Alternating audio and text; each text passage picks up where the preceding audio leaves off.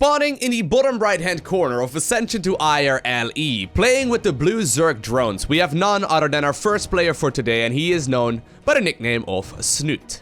And his opponent, spawning in a cross position and playing with the orange Terran SCVs, he goes by the nickname of Optimus. Now I'm gonna make the assumption here that a lot of you will be familiar with Snute. I mean, Snute has been around for absolutely donkeys. I think it's been like 2012 or so, or maybe 2011 even, when he first became a professional gamer, and he's been around ever since. He managed to qualify for the BlizzCon Grand Finals coming up very shortly, and while maybe 2017 has not been his best year, the guy is still an absolute monster. On that same note though, I don't know exactly how many people are familiar with Optimus. Optimus is a Dutch Terran player, and while a lot of people will of course know Uthermal, also a Dutch Terran player, and maybe Harstem as well, of course a Protoss player from the Netherlands, Optimus is right below their skill level. The guy is very good, and every single time that I see him play, he's getting better and better and better. I think that the last time that I spoke to him, he mentioned that he has been gaming professionally for about a half year or so. I think that was about a half year or so ago as well. So I think he must have been playing this game full time for at least a year at this point in time. And every single time, like I said, right, he's just simply getting better. Now, being from the Netherlands myself as well, he better make me proud right here in this game, because I am curious to see how he will do against someone of the caliber of Snute. Because Snute is most definitely not gonna be an easy opponent. I mean, Snute, he's probably seen it all. He's got a ton of experience when it comes to playing both offline tournaments as well as online tournaments, and he definitely does not get nervous when he's playing against someone, for example, like Optimus. I mean, he is very experienced when it comes to playing this game, and he's played hundreds and hundreds of professional matches. Anyway, let's keep an eye out right here on the build orders for both of these players. So Snute actually opening up with that very quick spawning pool, not taking any unnecessary risks here whatsoever, going for the expansion here eventually, but not rushing it out like we see him do so very often.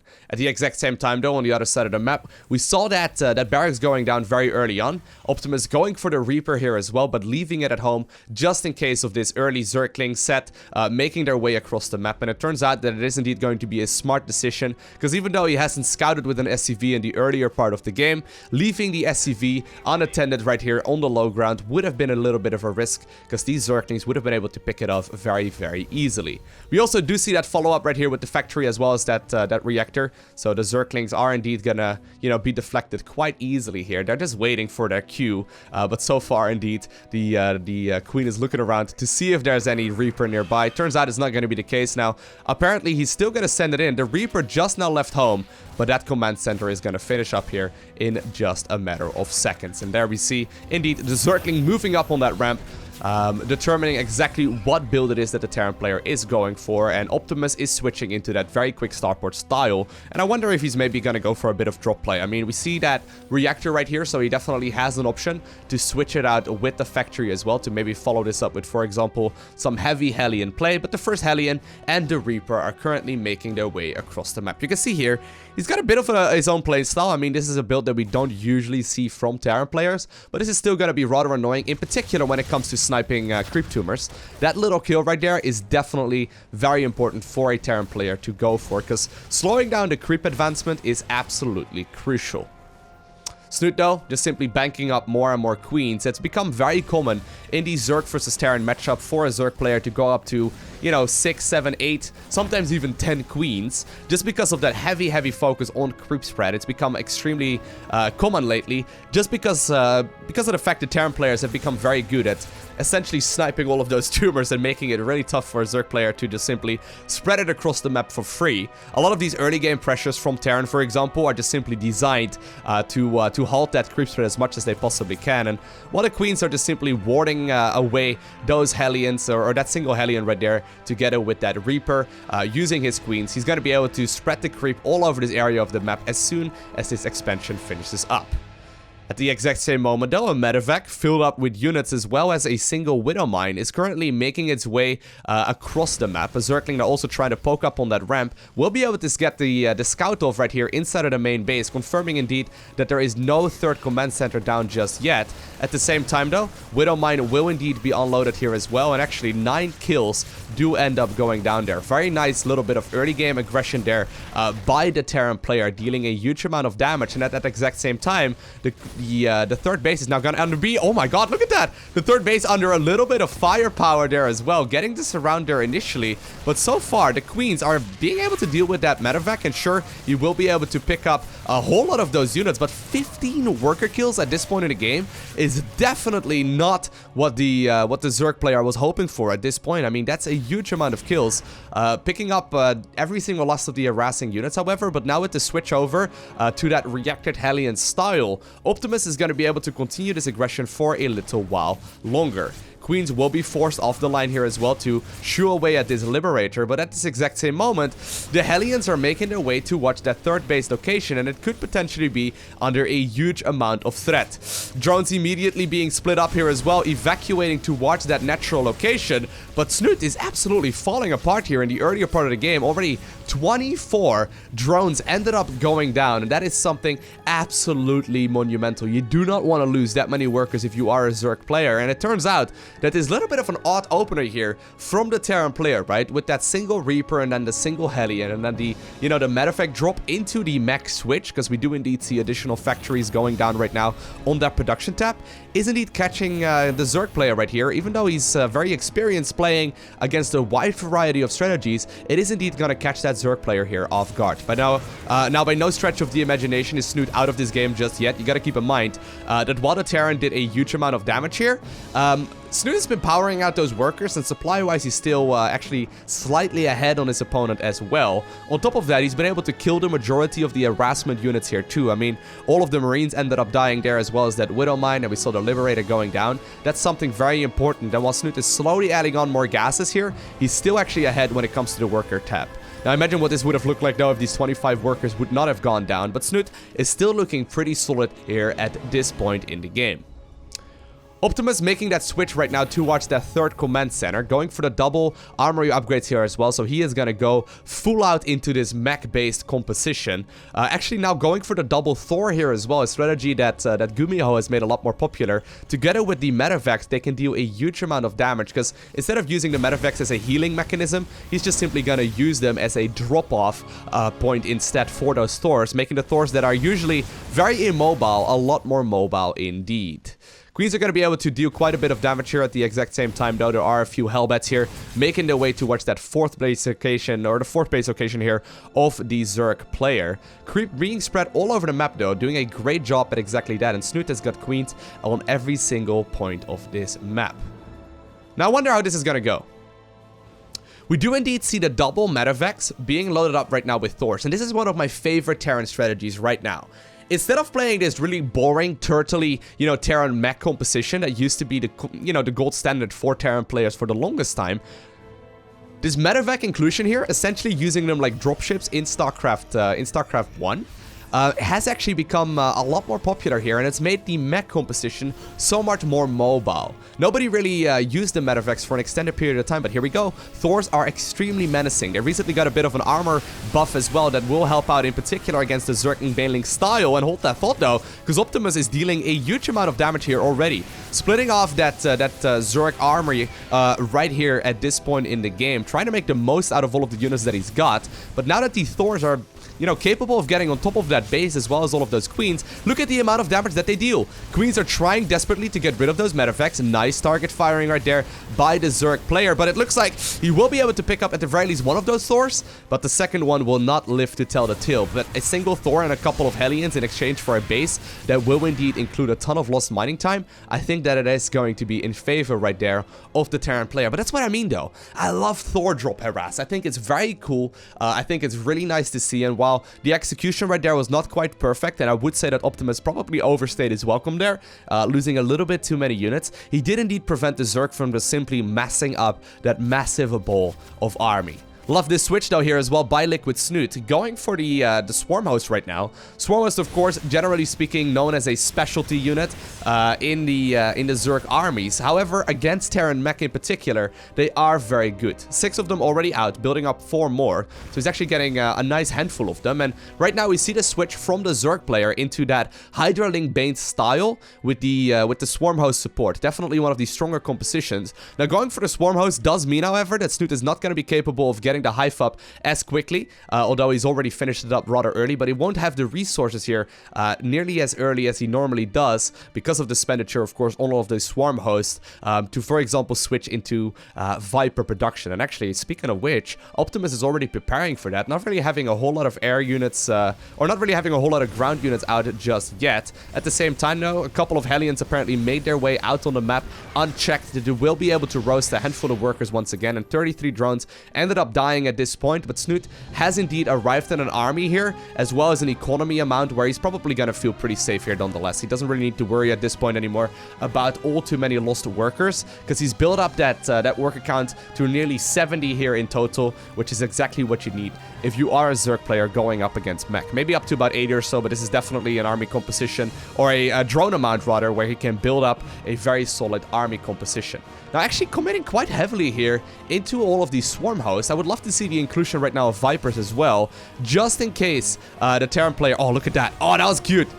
You can see that single Locust set there, dealing so much damage here to these Hellions already. I really do like that. But regardless, I would really like to see the switch right now into, for example, Vipers as well, because I think that they are going to be crucial against heavy siege tank-based armies. Planetary Fortress now at the 4th base location will indeed halt these Zerg units from advancing onwards. But Optimus is going for this very, very siege tank heavy style with a lot of Vikings in the air as well. And this is something that, of course, is reasonably immobile, but with some properly placed yanks, you can indeed do a lot of damage with Vipers. And of course, the Blinding Cloud upgrade is extremely helpful here as well. Now, don't let the supply counts deceive you, by the way. Snute may be even right here in supply, but he definitely does not have as powerful of an army right here as the Terran player. I mean, swarm hosts are extremely supply heavy. They are pretty good against, you know, at dealing a lot of damage, but they can also be rather tricky to use effectively. Command Center currently being target fired down. Does look like he's going to retarget, however, to just simply attack as many of these workers as possible. Getting a handful of siege tanks and a handful of attacking units as well. But at this moment, Optimus is making his first big move across the map. It's 180 supply right here for the Terran player. A lot of these swarmers, however, are currently having their Locust off of cooldown. A lot of Vikings in the air right now as well, actually, would prevent these Vipers from landing their Blinding Clouds for free. And actually, Optimus is looking absolutely terrifying right here. Is he going to be able to close out this game right here, right now? He does have that 5th base just finished up as well, so he's going to be continuing that economy here for a little while longer. Snute, in the meantime, though, switching to heavy Ultralisk armies here as well. I do like that move. They are very good at picking off these units, and a nice little yank there will be able to, at the very least, weaken that Thor here for just a little bit of time. At the same time, the Locust indeed did come off cooldown. They're capable of dealing a big amount of damage here to that army. Of course, these siege tanks will indeed be firing on top of all of these Locusts, but at that time, they also deal friendly fire damage. Looks like a couple of, or a single Hellbat actually made its way right here to the top right corner of the map. Should be able to yank that one if he wants to, although apparently the medevac is going to fly to its death just because he can. Very even amount of supply here for both of these players so far, though. I gotta say, Snute is doing a good job here at being extremely patient. Oftentimes, Zerg players will indeed just simply box all of their units and try to go in there, but he's just simply buying himself a lot of time to get more and more of these Locust waves off. Locusts, of course, are going to be essentially free army units here, and they are extremely helpful at picking off big amounts of siege tanks like we see right here, right now as well. Optimus actually doing a good job as well, splitting up all of these siege tanks, preventing them from all getting blinding clouded. Look at this, though, dealing a big amount of damage here already. A bunch of these siege tanks, once again, will go down, and Snute is slowly chipping away of all of those units. Plus, on top of that, he's getting more and more Ultralisk out, and Ultras eventually will be able to overwhelm this army with relative ease. At this point in the game, we also do indeed have a lot of those Zerg upgrades already done. No Adrenal Glands just yet, but Chitinous Plating did finish up. That single Thor right here, or that single siege tank right there at the front, will end up dying, but here we go. Zerg is advancing onward, dealing a lot of damage right here, using his Blinding Clouds extremely effectively, picking up a lot of those units, and it does look like actually Optimus may have overstayed his welcome, because every single last of these Terran units that is sieged up over here will end up dying. Snute taking a dominating lead, even though he was indeed behind in the earlier stages of this game, losing a big chunk of his army. He took a dominating lead right here, shutting down the majority of all of that Terran army. Now, he doesn't want to overextend here, though. Still a lot of siege tanks available. There's no more energy on those Vipers, or at the very least, there's actually no Vipers anymore out on the map here whatsoever. A couple of these Liberators now also dealing some harassment damage, and this will indeed force the Zerg Hydras to move back home as well to eventually pick off those units, because otherwise the Zerg will be ending, will just simply be losing way too much eco here at this point in the game. And Snute actually hasn't really found a moment to build up to, like, say, 80 workers yet. Usually you want to halt at 70 workers for just a little while if you are the Zerg player, but look at that. In just a very short amount of time, those Liberators ended up killing a ton of workers, bringing the total up to 54 drones that had families that ended up dying at this point in the game. Snute, however, still maxed out, still having a wonderfully powerful army, having a ton of aggressive units here as well, but Optimus did definitely ramp up the production. Now that he's got up to 5 bases here, actually having another command center right there still that he's not quite moving over yet, but he is doing a wonderful job at just simply macroing up a bigger and bigger army. And while Snute managed to get ahead right there in the supply count, Optimus is indeed close to maxing out himself right now as well. 3-3 upgrades are already done actually here for the Terran player. Zerg is not quite switching towards 3-3 just yet, not quite having the resources available to go ahead and do so. He's rather focusing on having that bank here available instead, because of course he's going to need it if he plans on remaxing against this massive Terran army. But Optimus is slow pushing right now towards that central map, or the central map position right here, trying to make the most of this army composition. However, Locust once again flying onwards, dealing a huge amount of damage, very nicely done, picking up at the very least a single siege tank there and just simply nibbling away at all of these units. There's also not that many Vikings here remaining anymore, only 6 in total, which is not a whole lot, and that means that the longer that this goes on, the more the Locust will indeed go unchecked, and of course that increases the threat of all of these Vipers as well. Couple of Zerglings and trying to close the distance here as well, once again abusing that that friendly fire damage right there of those siege tanks, but still Optimus is currently maxed out. A big chunk of the army supply here of the Zerg player is currently caught up in a lot of swarm hosts,